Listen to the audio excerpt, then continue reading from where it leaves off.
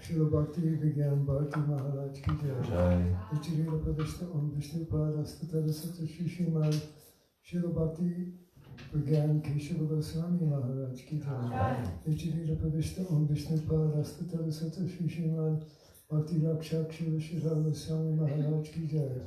Vichirila Pradeshta Om Vishnu Padastata Sata Shishimad Srila Bhakti Siddhanta Saraswati Goswami Prabhupada ki jai. Vichirila Pradeshta Paramahansa Srila Gaurkishora Das Maharaj ki jai.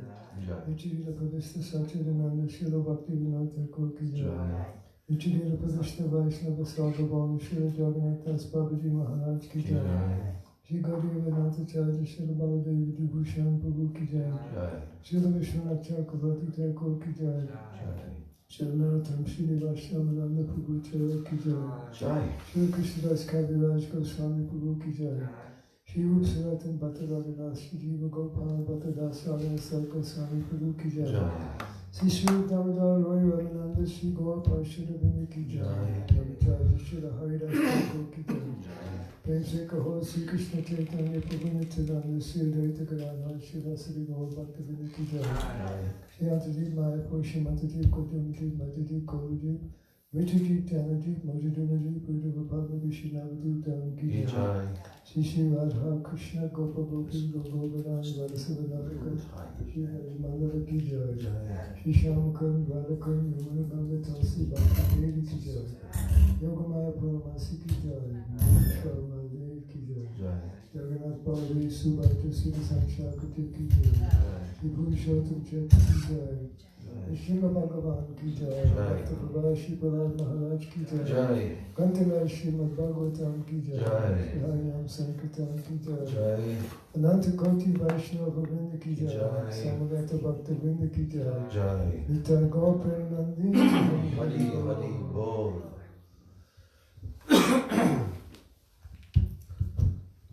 Vandeham Shri Guru Shri Jataha Padakamalam Shri Gurun Vaishnavamscha Shri Rupam Sagrajatam Sahagana Raghunathan Vitam Tam Sajivam Sadvaitam Savadhutam Parijana Sahitam Krishna Chaitanya Devam Shri Radha Krishna Padan Sahagana Lalita Shri Vishakhan Vitamscha Om Jnana Timirandasya Jnananjana Shalakaya Chakshurun Militam Yena Tasmai Shri Gurave Namah Mukam Karoti Vachalam Bhangam Langayate Girim Yat Kripa Tamaham Vande Shri Gurun Dinataranam Vancha Kalpatarubhyascha Kripa Sindhubhya Evacha Patitanam Bhavanebhyo Vaishnavebhyo Namo Namah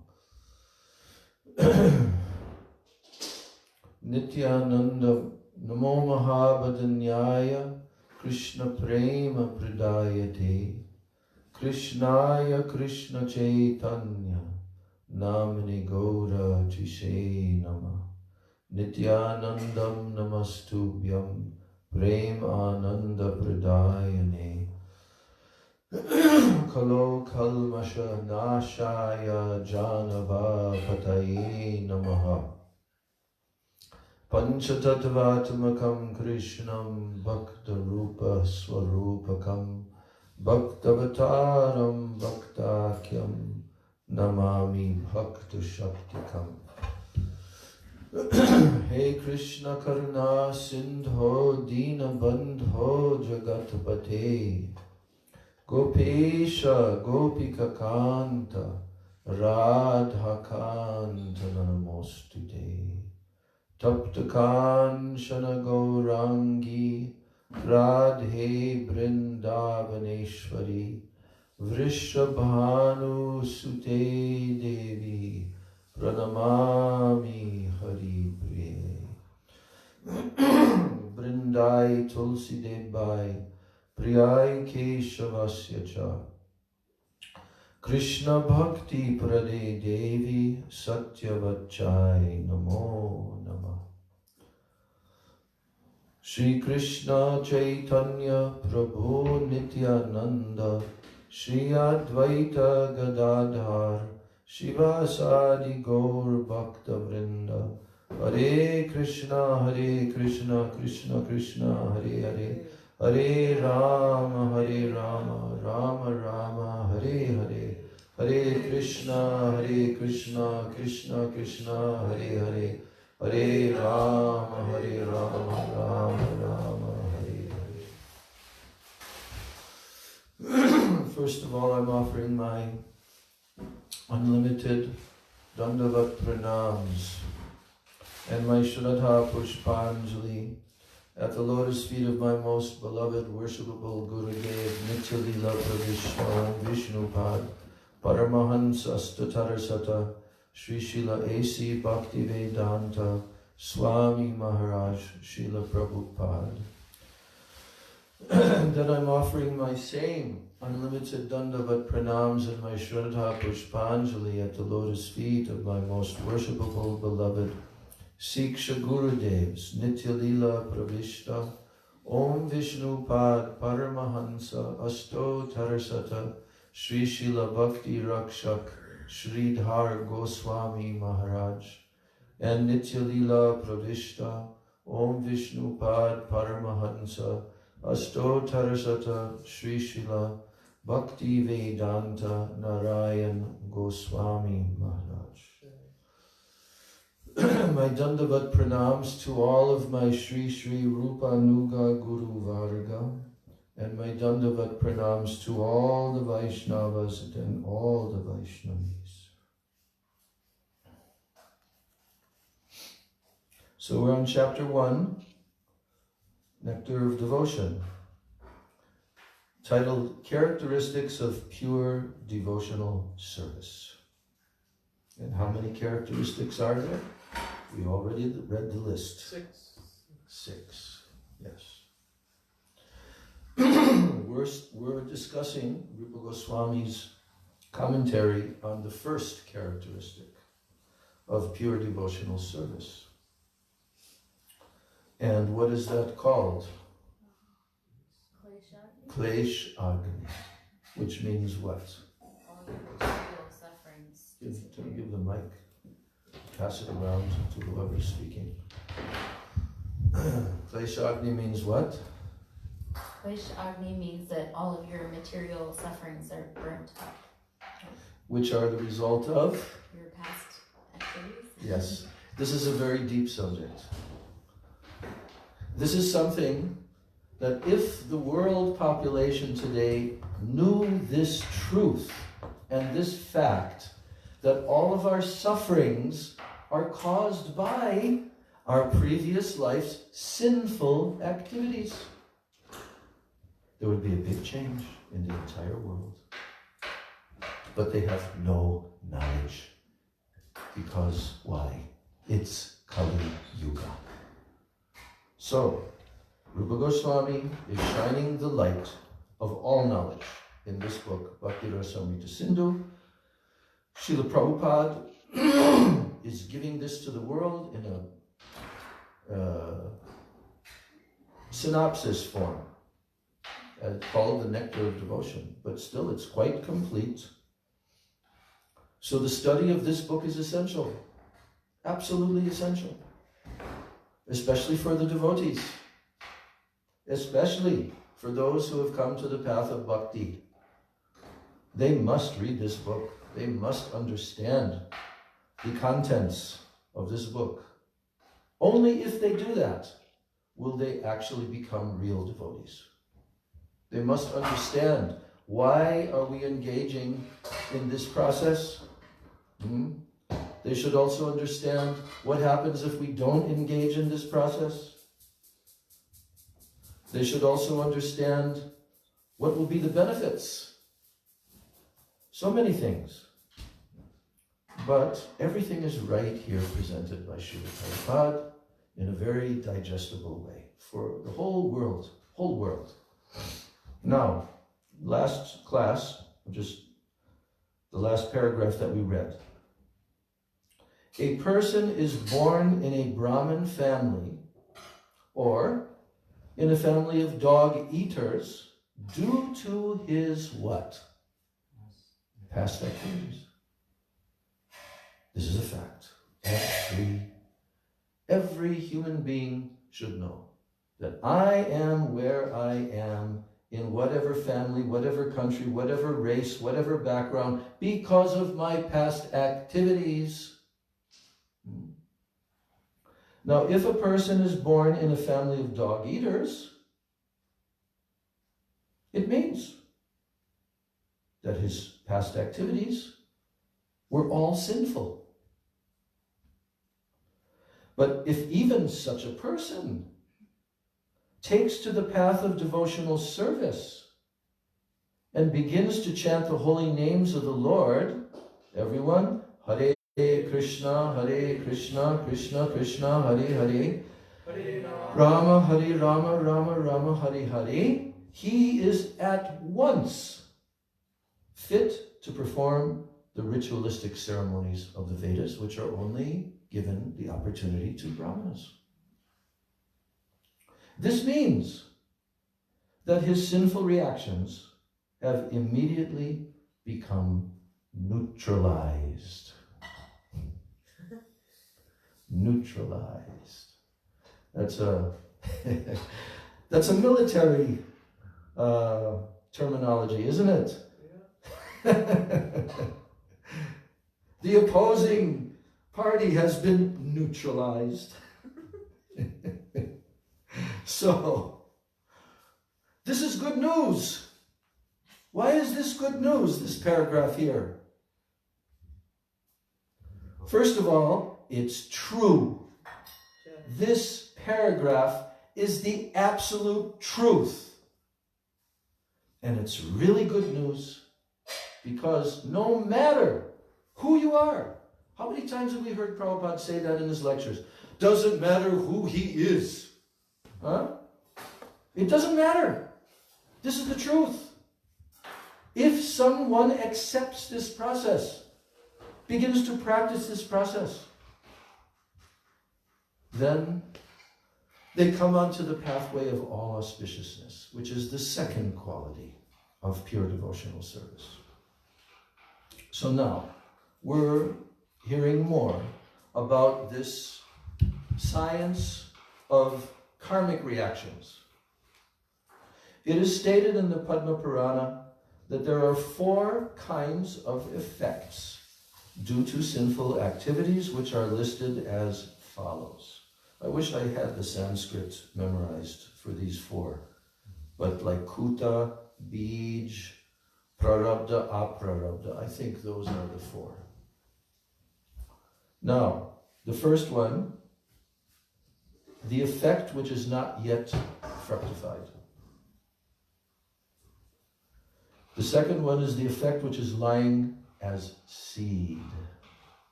It's called Bij.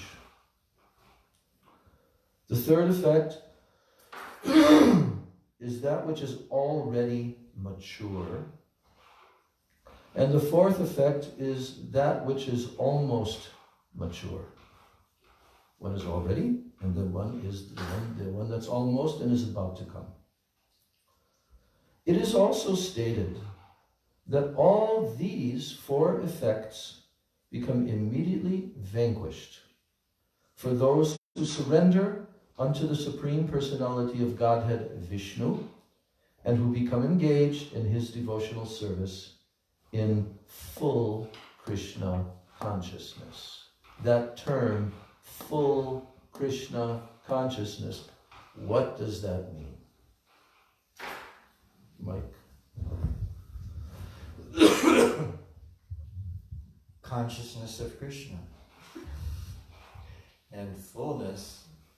I would, if you don't mind me, I would think that it doesn't mean that Krishna, this form, is like existing in outer space, but but that he's surrounded by his beautiful realm and devotees. So full Krishna consciousness means Krishna and his realm and his devotees. Not just his form and qualities and activities, but everything. So that's full. So to be Krishna conscious means to be thinking of Krishna in that way fully. Yeah. What we're studying here is Uttama Bhakti. And when Prabhupada is referring to, because this chapter is about the characteristics of pure Krishna consciousness. Pure Krishna consciousness, pure devotional service means pure bhakti, means Uttama Bhakti, like this. So, if one is surrendered unto the Supreme Lord Vishnu and becomes engaged in his devotional service in full Krishna consciousness, then all these four effects become immediately vanquished. But if one is not in full Krishna consciousness, then one is in a different category. He has not yet come to the platform of pure devotional service, pure bhakti, but he is engaged in mixed bhakti. There are many different terminologies, Karma Mishra Bhakti, Jnana Mishra Bhakti, Yoga Mishra Bhakti, Chaya Bhakti Abhas, Pratibimba Bhakti Abhas, and so forth. There are many, many analyses, and these analyses are very important to learn so that you can distinguish what is what, right? You can distinguish. Even for your own self. What am I doing? Am I doing pure bhakti? Am I doing mixed bhakti? What kind of mixed bhakti? To what extent is it mixed bhakti?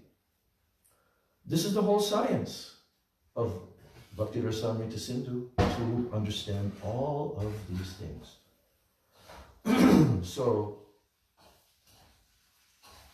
But we should understand the power of pure devotional service.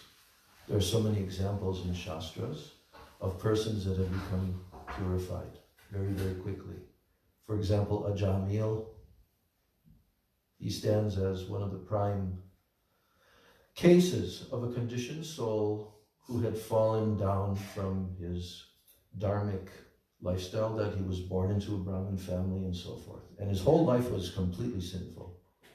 But at the end, there was an arrangement made by the Lord to help him. So he named his son Narayan. Who made him name his son Narayan? That friend within the heart. You see? He made him name his son Narayan. So, every stage of engagement is extremely beneficial. Even in just the very beginning of just chanting without even knowing. We've already talked about our own stories and so forth, how we came to this. But there is some connection with previous life also. It is very great fortune that these things can happen. So let's go on now and understand. Now he's breaking this down more. Those effects described as, quote, almost mature, they refer to the distress from which one is suffering at present. And the effects called lying as seed, these are in the core of the heart, where there is a certain stock of sinful desires which are like seeds. So the desires are being called seeds. The Sanskrit word kutam means that they are almost ready to produce the seed or the effect of the seed. Again, kutam means that they are almost ready to produce the seed or the effect of the seed. An immature effect refers to the case where the seedling has not begun. So there's not even a seedling, there's not even a plant there yet. Immature effect. From this statement of the Padma Purana, it is understood that material contamination is very subtle. Yes. Does this refer to these seeds? Does this refer to sinful activities we're going to commit because these impressions are in the heart, or effects of previous sinful activities that are going to manifest? Yes. This refers to the stages at which, because it begins with what? The desire seed. So the seed is going to create that It activity, and then we'll have the result of that activity. Yes, it will create the tendency to again act sinfully. Yes. So, from this statement of Padma Purana, it is understood that material contamination is very subtle. Its beginning, its fruition, and its results, and how one suffers such results in the form of distress, they are part of a great chain. When one catches some disease, it is often very difficult to ascertain the cause of the disease, where it originated, and how it is maturing. The suffering of a disease, however, does not appear all of a sudden. It actually takes time. And as in the medical field, for precaution's sake, the doctor injects a vaccination. Actually, when I was reading this before, I said, oh, just see, Prabhupada's vaccination. That was the days when there was something which was still experimental, right? But of course, we know that even in Ayurvedic medicine, they don't have a needle that injects you, but there are herbs, there are subtle ways of strengthening the immune system and all of that, okay? So, anyway, Prabhupada's using this as an example so people can understand. He's saying, and as in the medical field, for precaution's sake, the doctor injects a vaccination to prevent the growing of contamination. The practical injection to stop all the fructifications of the seeds of our sinful activities is simply engagement in Krishna consciousness. So, you're all been vaccinated.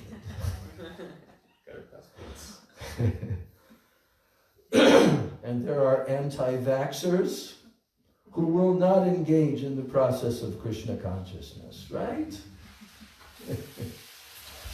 So in this connection, Shukadeva Goswami, he speaks in the 6th canto of the Srimad Bhagavatam, 2nd chapter, verse 17, about the story of Ajamil, so I just mentioned. Ajamil, who began his life as a fine and a dutiful Brahmana, but in his young manhood, he became wholly corrupted by a prostitute. At the end of his wicked life, just by calling the name Narayana, he was saved, despite so much sin. Shukadeva points out that austerity, charity, and the performance of ritualistic ceremonies for counteracting the sinful activities, they are recommended processes. What's that called in Sanskrit? Would say that was a prayaschitta? No. Prayaschitta. It's called prayaschitta. Ritualistic ceremonies for counteracting the sin that one has committed.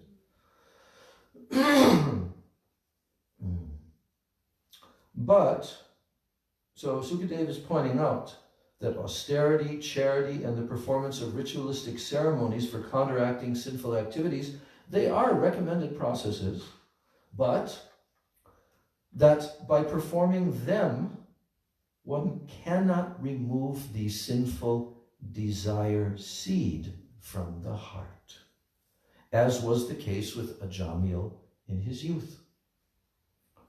This sinful desire seed can be removed only by achieving Krishna consciousness. And this can be accomplished very easily by chanting the Maha Mantra or the Hare Krishna mantra as recommended by Sri Chaitanya Mahaprabhu. Or in other words, unless one adopts the path of devotional service, he cannot be 100% clean from all the reactions of sinful activities. There it is. What's the formula? Adopting the process of Krishna consciousness. Can any other process do what Krishna consciousness, devotional service, pure bhakti can do? Any other process that is available in human society? Prayaschitta, austerity, giving in charity, any of these things. There is no other process. There is no other way. Nastyeva, nastyeva, nastyeva. Only Krishna consciousness. And again I say, if the world just knew this truth, what change would come in this world?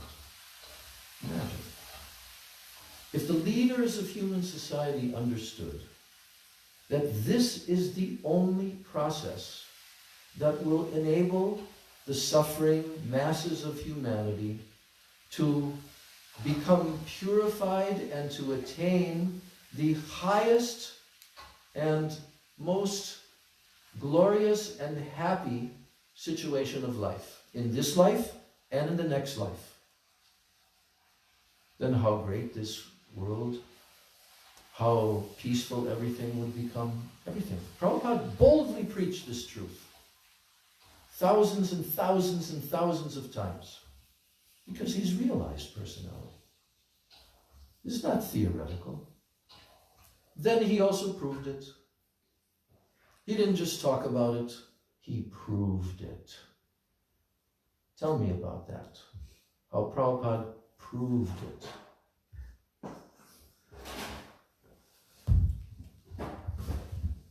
Well, even apart from my own degraded self, I could see just innumerable occasions where people came in the most fallen conditions of life. Yeah.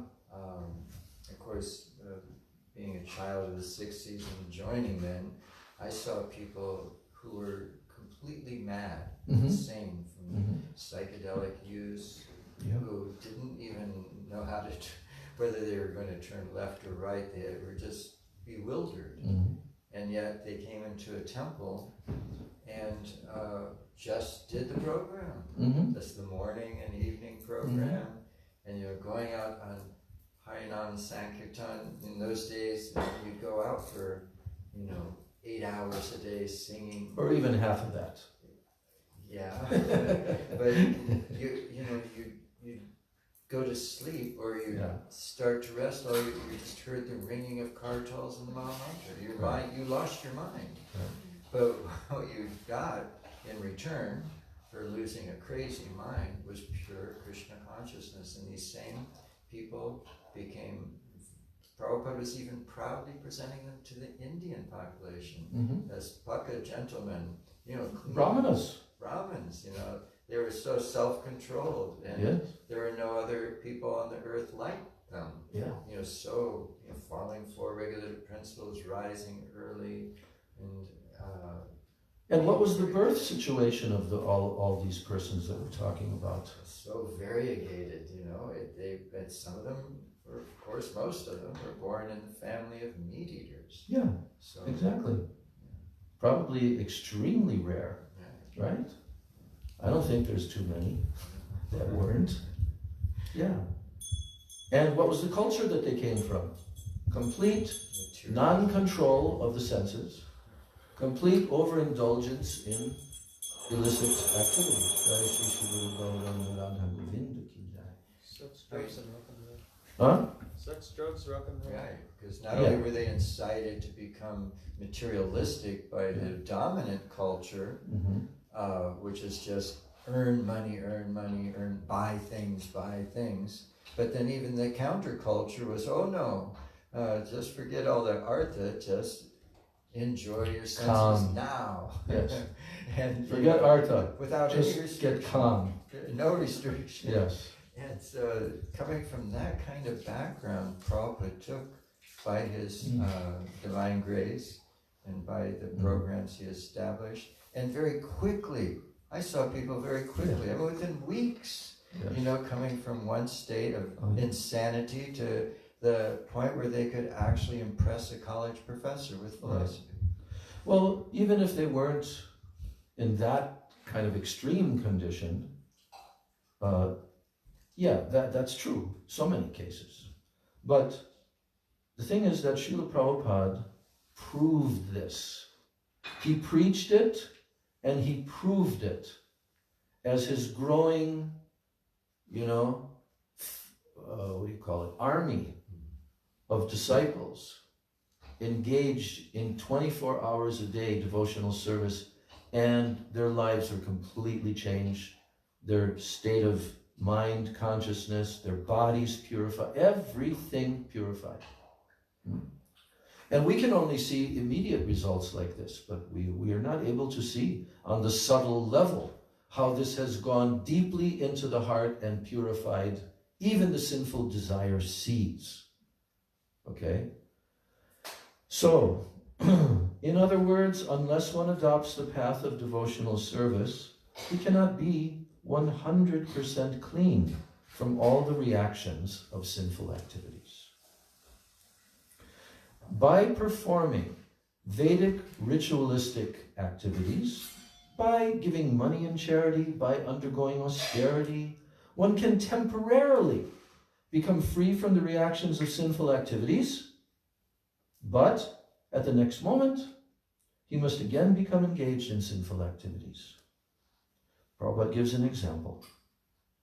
For example, a person suffering from venereal disease on account of excessive indulgence in sex life, he has to undergo some severe pain in the medical treatment, and he is then cured for the time being. But because he has not been able to remove the sex desire from his heart, he must again indulge in the same thing and become a victim of the same disease.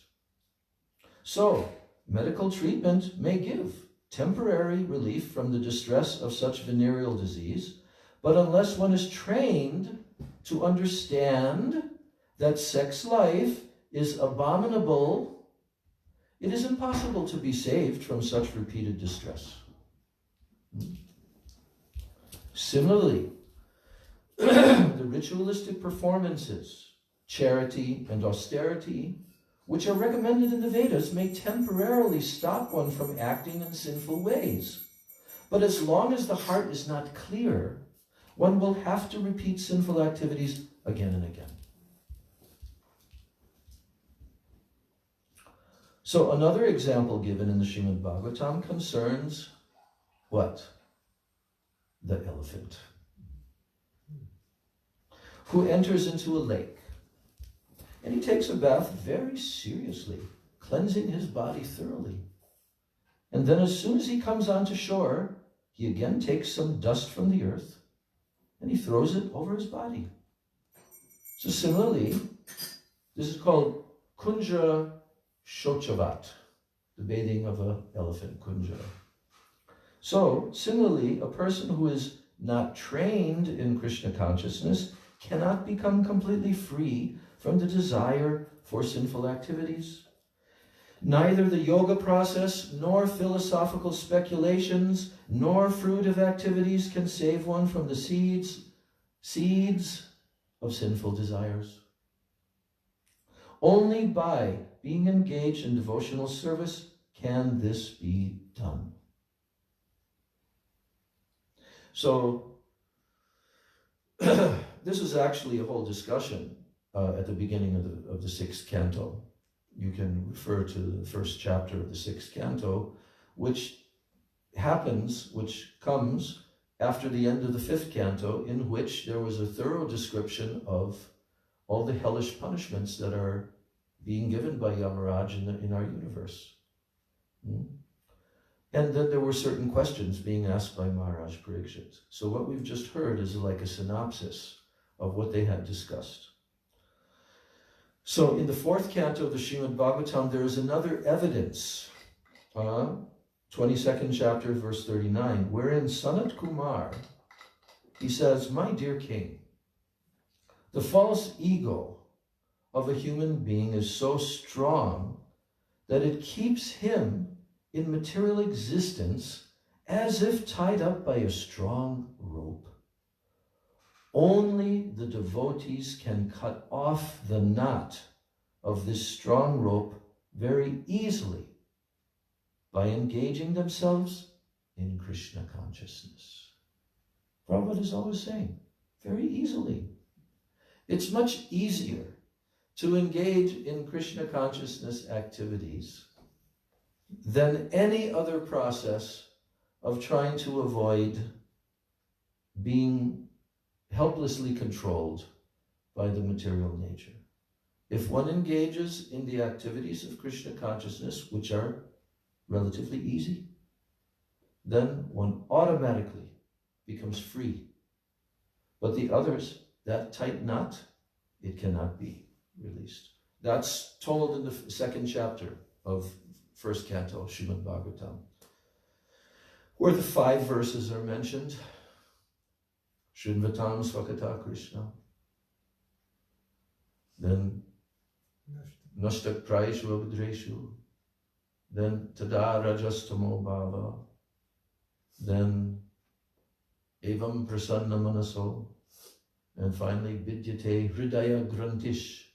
Vidyate Hridaya Grantish. What does that mean? It's piercing the knot in the heart. Piercing it. Vidyate Hridaya Grantish Chidyante Sarva Samshaya. Chidyante means smashing to pieces. What?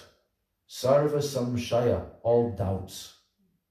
Why doubts? Samshaya means doubts. Why doubts?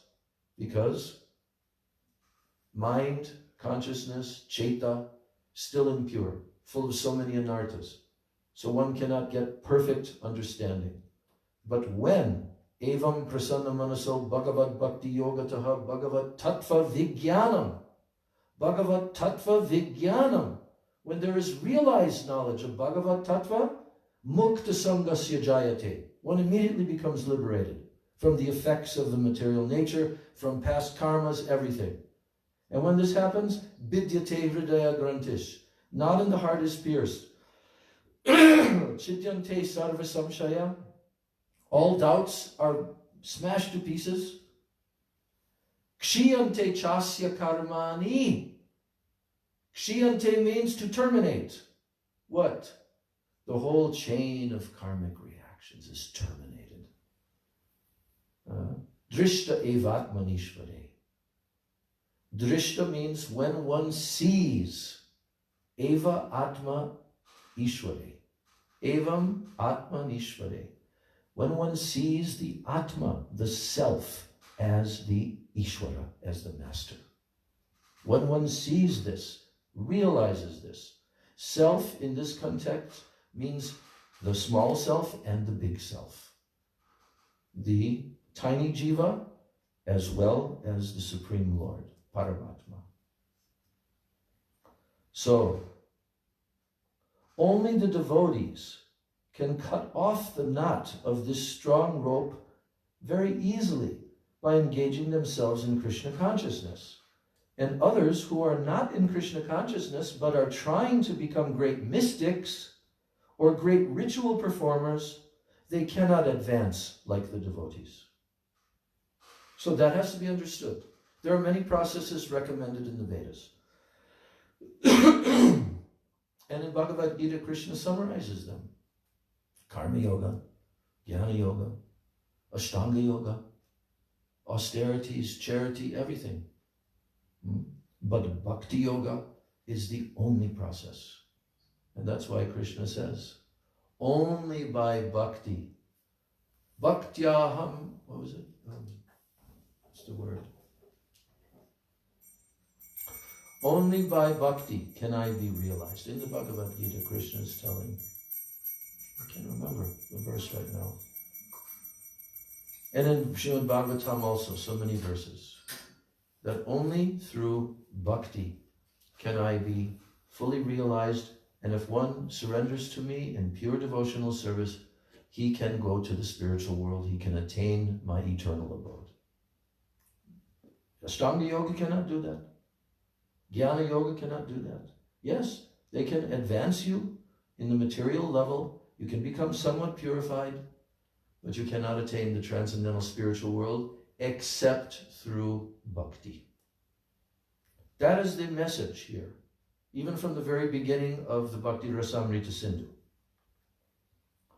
Yes.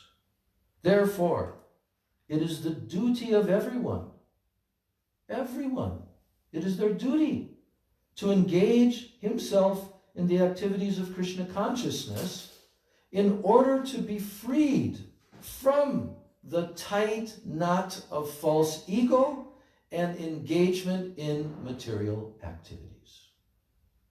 That's the quotation from the Bhagavatam. Now he goes into, what is this tight knot of false ego?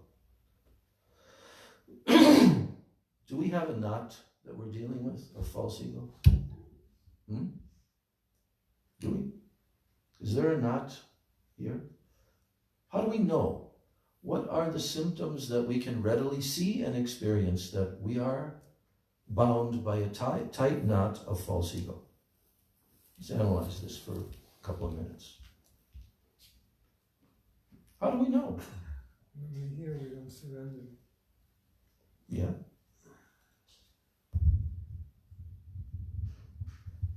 I mean, confessionally, I could very easily say that the false ego, personally, would be a male false ego.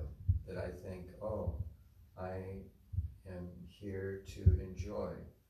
And in speaking about seeds, and even if one externally does everything, there'll sometimes be a dream that comes where I think, oh, I'm able to enjoy like that. So that false ego is to think that somehow or other I am the enjoyer, and I can, apart from Krishna, so it's just me enjoying the material energy. So that's the false ego that I experience, and the only way to eradicate it is to constantly, in the association of devotees, because I don't think it can happen that easily outside, but that one always thinks oneself as the enjoyed, as wanting to be pleasing. It's to serve and not to be served. Anything to add? Anyone? Let her tell. What was my question? Do we have a knot of false ego, a knot of our false ego? Yes. I mean, the conception that I am this body, I am this person, this is my father, my mother, my friends, my family, my country, and that this idea of who I am and what all these connections are is so strong that we can't, that we're so attached to them, and that attachment to that false ego, I think, is part of the knot. You are absolutely correct. You hit the nail completely on the head.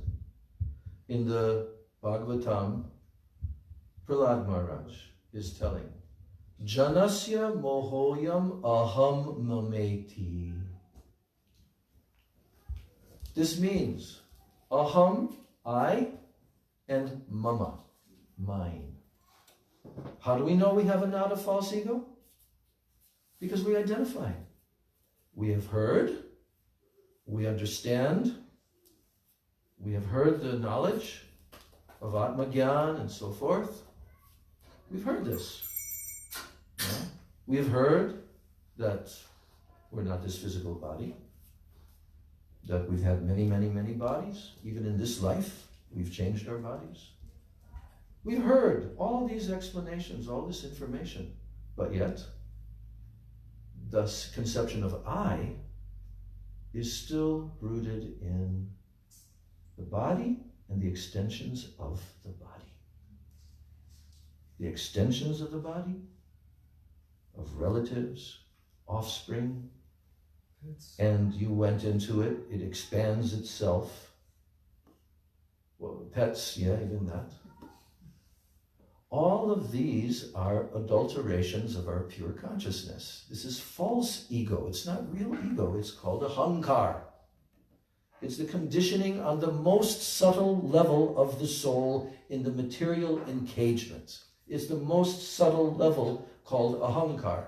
Of the 8 material elements, this is the most subtle, and it is impossible to get released from this only by Gyan and so forth.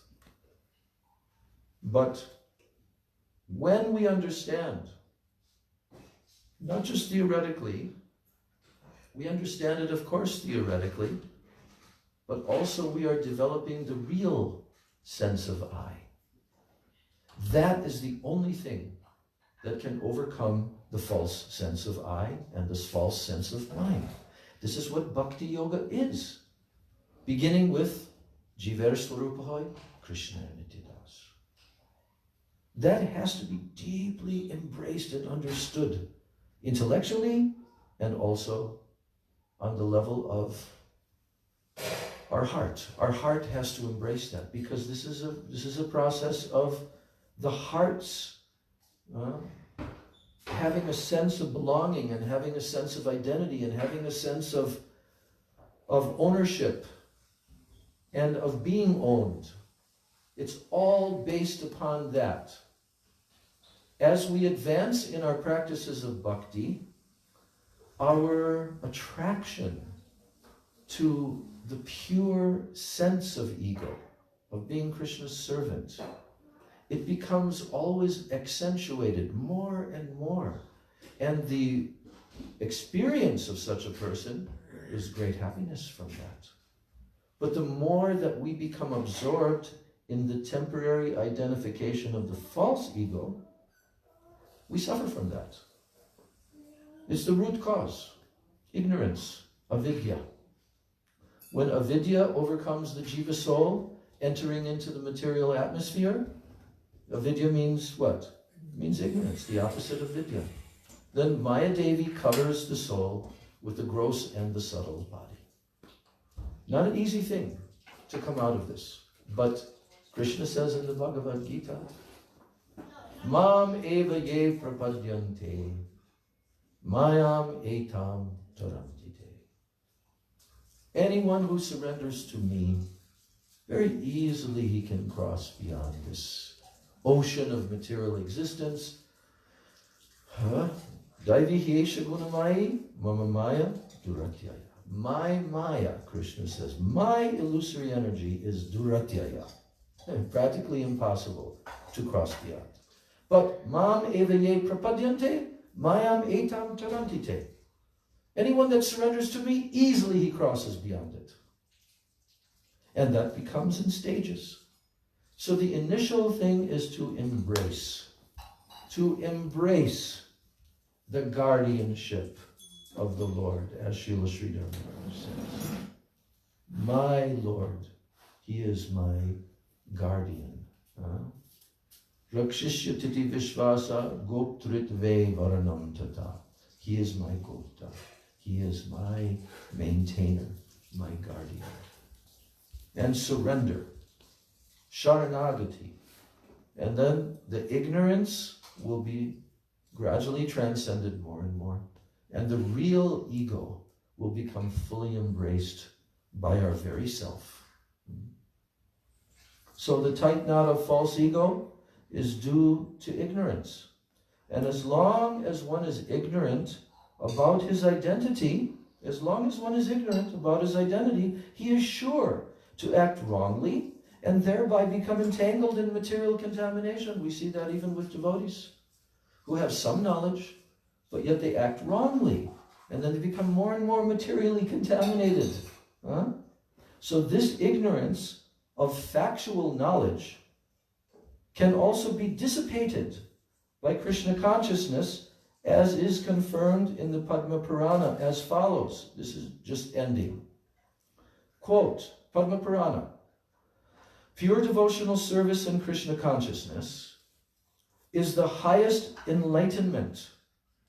And when such enlightenment is there, it is just like a blazing forest fire, killing all inauspicious snakes of desire. The example is being given in this connection that when there is a forest fire, the extensive blazing automatically kills all the snakes in the forest. There are many, many snakes on the ground of the forest, and when a fire takes place, it burns the dried foliage, and the snakes are immediately attacked. Animals who have 4 legs, they can flee from the fire, or can at least try to flee, but the snakes, they are immediately killed. And similarly, the blazing fire of Krishna consciousness is so strong that the snakes of ignorance are immediately killed. That completes the section on on sinful desire seeds and why someone is suffering and how Krishna consciousness can solve that problem completely, forever. Then tomorrow, Krishna consciousness, the second quality of pure devotional service, Krishna consciousness is all auspicious. Hare Krishna. Did you want to, it looks like you wanted to say something. No. No. Okay. Gaur Premanandi. Jai. Shri Rupa Goswami Pada Ki Jai. Shri Bhakti Rasamrita Sindhu Ki Jai. Shri Prabhupada Ki Jai. Nectar of Devotion Ki Jai. Transcendental process of Shuddha Bhakti Ki Jai. Gaur Premanandi. Vansha Kalpatarubhyascha Kripa Sindhu Bhyevacha Patitanam Pavanebhyo Vaishnavebhyo Namo.